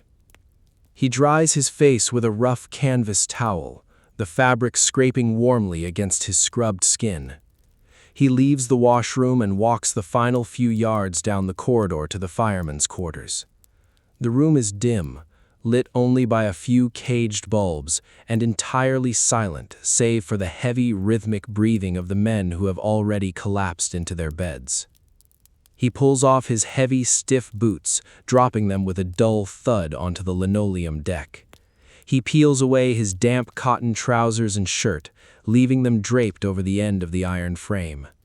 He climbs into the narrow bunk, pulling the thin, rough woolen blanket up over his shoulders. He lies flat on his back. The mattress is thin, but it feels infinitely soft after 4 hours of standing on vibrating iron grates. The ship rolls gently beneath him, a slow, continuous motion that rocks the narrow bed in a wide, dark arc. He closes his eyes. Against the backs of his eyelids, he can still see the blinding yellow-white flash of the open furnace door, a phantom light burned into his retinas. He can still feel the radiant heat pressing against his chest, and his hands remain curled into the shape of the shovel's handle. But his muscles are finally still. The heavy iron door is closed. The watch is over. The ship is quiet now. Outside, the wind moves slowly through the massive steel cables of the rigging, but inside the iron hull, nothing stirs. Close your eyes and let the centuries settle into the dark. Deep within the cavernous boiler rooms, the rhythm of the ship has smoothly reset itself. The outgoing watch is gone, their heavy, dragging footsteps having long since faded from the steep steel ladders. In their place, a fresh crew of stokers and trimmers has assumed the mantle of the labor, falling instantly into the relentless, unyielding cadence required to feed 159 roaring furnaces. The heavy, broad shovels scrape against the iron gratings, lifting wet coal. The thick furnace doors are hauled open. The blinding 2,000-degree glare washes across a new set of faces, and the fires are fed once more. The transition is seamless. The immense reciprocating engines far aft never felt the changeover. The steam pressure held perfectly steady, the vast ship continuing its determined westward push across the Atlantic without dropping a single revolution. While the stokers manage the coal in the fire on the floor plates, the engineer on the elevated platform is focused on a different, equally critical element: the water. Fire without water produces no steam. It simply burns the iron boilers until they collapse. To ensure the delicate balance is maintained, the engineer stands before a heavy, intricate piece of nautical instrumentation bolted directly to the face of the boiler casing, known as the gauge glass. This is a thick, specially tempered tube of heavy glass encased in a slotted brass cylinder designed to protect it from the swinging handles of the stoker's shovels. The top of the glass tube is connected to the steam space inside the boiler, and the bottom is connected to the water space. The water level visible inside this thick glass perfectly mirrors the water level inside the immense pressurized iron drum hidden behind the bulkheads. The water inside the gauge glass is never still. It dances and surges violently, a captive, boiling column illuminated by the dim electric bulbs of the stokehold. The engineer watches this frantic movement with an expert, unwavering eye. He knows that the margins for error are incredibly narrow. If the water level drops too low, the internal heating tubes of the boiler will be exposed directly to the radiant heat of the furnace, causing the steel to warp, weaken, and potentially rupture under the immense pressure. If the water level rises too high, the boiling water will carry over into the steam pipes, traveling aft to the main engines, where the incompressible liquid would instantly shatter the massive cast iron cylinders. To maintain the perfect level, the engineer reaches out to a heavy brass handwheel connected to the boiler's feed valve. He makes micro-adjustments, turning the wheel a fraction of an inch to the left or right, regulating the flow of fresh, warm water being driven into the boiler by the massive steam pumps nearby. He waits, his hand resting on the warm brass, watching the dancing water in the thick glass tube until it stabilizes at the exact, optimal height. Only then does he step away. He turns and walks back across the grated iron platform to a small, slanted wooden desk mounted against the bulkhead. Above the desk, a single electric bulb enclosed in a wire cage casts a harsh, focused pool of light onto the heavy, canvas-bound covers of the engineer's logbook. You would expect the official record of a grand maiden voyage on the world's most magnificent ocean liner to read like a thrilling diary of nautical conquest, filled with sweeping observations of the sea and the sky. Instead, it is a dry, repetitive ledger composed entirely of mathematics and rigid scheduling. The engineer opens the heavy cover. The paper inside is thick, slightly damp from the inescapable humidity of the boiler room, and smelling faintly of binding glue and old linen. He picks up a short, stubby pencil, its wood darkened by the soot on his fingers. He presses the graphite carefully to the page, making a slow, deliberate entry. He records the exact hour. He writes down the steam pressure, noting that it has remained locked at 215 pounds per square inch. He records the temperatures of the feed water returning from the condensers, ensuring the system is operating at maximum thermal efficiency. He calculates the estimated tons of coal pulled from the bunkers and consumed by the furnaces during the last watch. He notes the revolutions per minute of the propeller shafts transmitted to him via the speaking tubes. There are no stories recorded in this book. There are no mentions of the staggering heat, the suffocating coal dust, and the bone-deep exhaustion of the men swinging the shovels just a few feet away. The logbook captures only the pure, mechanical truth of the machine. It is a testament to the flawless operation of the vessel, a silent, written proof that the ship is performing exactly as she was designed to do. He finishes his entry, underlining a final number, and lets the pencil drop onto the desk. Down below, the fresh stoker has just finished banking a newly laid fire. He closes the heavy iron door, dropping the latch with a ringing thud. But he is not quite finished with the furnace. To control the rate at which the coal burns, he must control the oxygen moving through the boiler's internal draft system. He reaches up to a heavy blackened iron chain hanging beside the casing. This chain connects directly to the damper, a thick steel plate located high up in the uptake shaft, where the smoke and exhaust gases are channeled toward the massive funnels.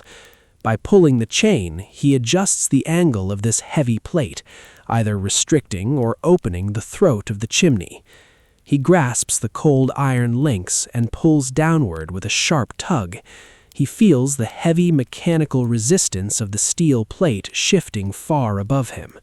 He pulls the chain down 2 links and hooks it securely onto a thick steel peg welded to the casing.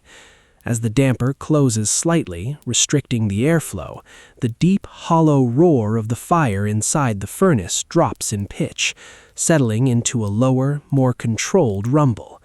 The balance of fuel and oxygen is set. The fire will burn steadily, efficiently, and predictably for the next hour.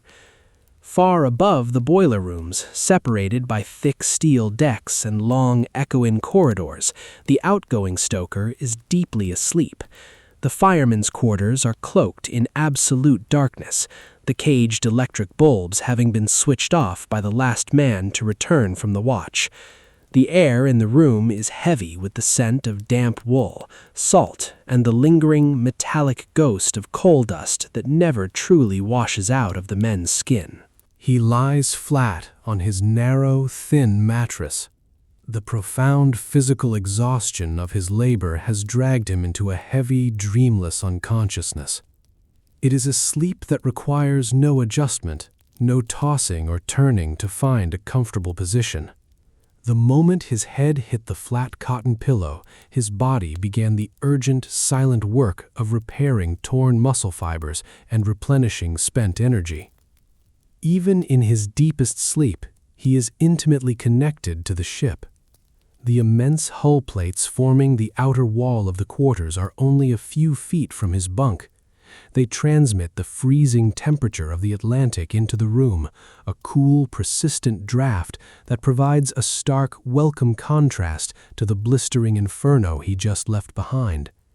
More importantly, the steel transmits the vibration of the vessel. The slow, rhythmic thumping of the massive bronze propellers turning at 75 revolutions per minute in the dark water astern travels up the length of the keel and resonates through the frame of his iron bed. The entire room rises and falls in a long, slow, sweeping arc as the bow of the ship gently crests the rolling swells of the open ocean.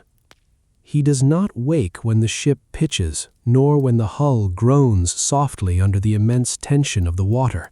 His breathing has naturally synchronized with the slow, pulsing rhythm of the engines, a deep, steady rise and fall of his chest that matches the heartbeat of the liner. He is completely safe, completely anchored within the vast iron cradle of the lower decks. There is nowhere else he needs to be. His labor is done, his fire is secured, and his rest is absolute. Outside the heavy steel walls of the ship, the night is immense and impossibly dark. The RMS Titanic moves across the surface of the North Atlantic alone, a singular, massive shape cutting cleanly through the freezing water. From a distance, the ship would look like a floating island of light. The hundreds of glass portholes running along her sides glow with a warm yellow luminescence, reflecting briefly on the black, shifting surface of the ocean before vanishing into the wake. High above the decks, the four massive funnels reach up into the freezing night air. Out of their cavernous mouths pours a steady, thick stream of dark smoke, the final airborne remnant of the coal shoveled by the men deep below.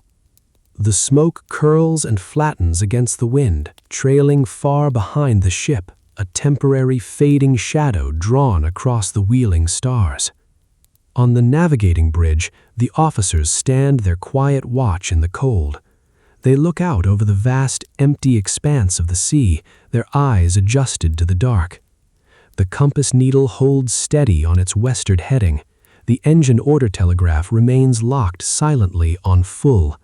There are no sudden alarms, no shifting winds, no interruptions to the smooth, effortless momentum of the crossing. The maiden voyage continues exactly as planned. It is an ordinary night of transit. The complex, sprawling ecosystem of the ship, from the sleeping millionaires in the silk-lined staterooms to the sweating tremors moving heavy iron barrows in the dust-choked bunkers, functions in perfect, uninterrupted harmony.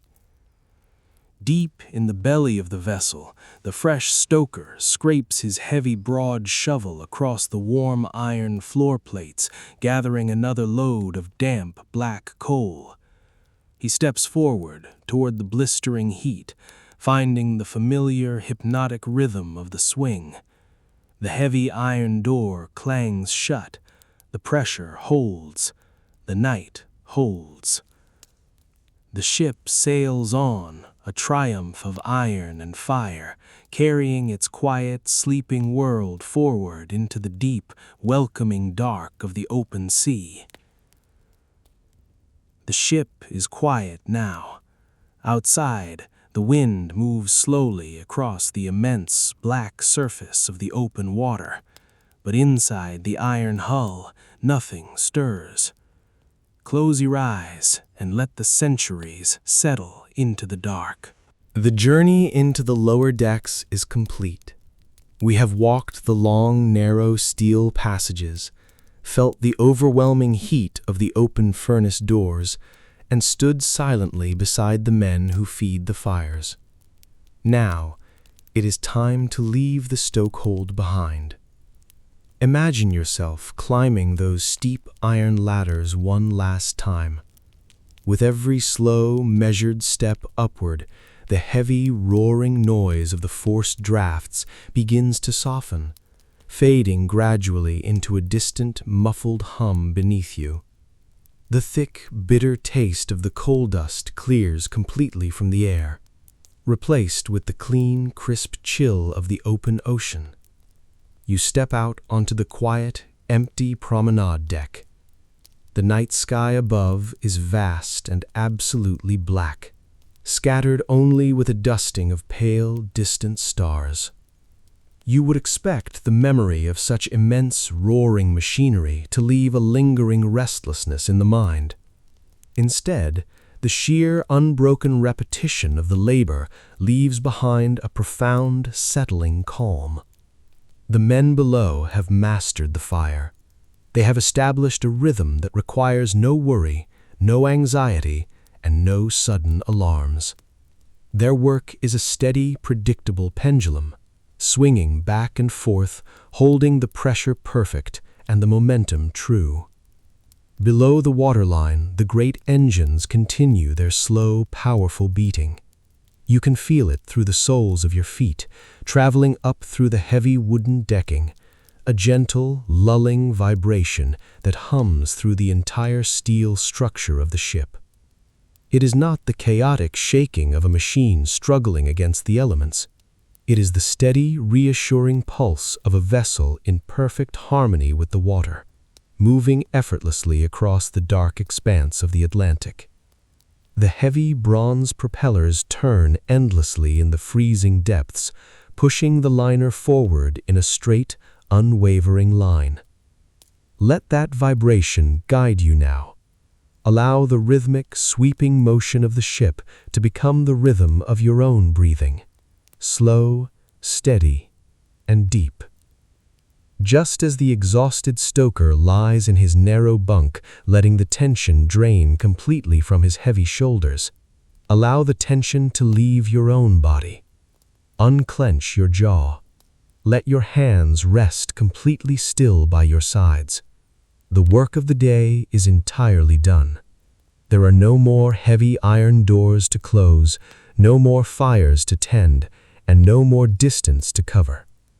The watches have been carefully set, the engineers are standing quietly at their posts, and the grand ship is carrying you safely through the night. You are insulated from the cold, protected from the wind, and completely secure within the heavy steel walls. The ocean stretches out for thousands of miles in every direction, a vast, quiet wilderness of water, untouched by the noise of the world. There is nothing left for you to do but rest, carried forward by the invisible, dedicated labor of the men deep below. The night is long, the sea is perfectly calm, and the fires will burn steadily until the morning sun finally rises over the horizon. Sleep well, and let the gentle motion of the deep water carry you into the dark.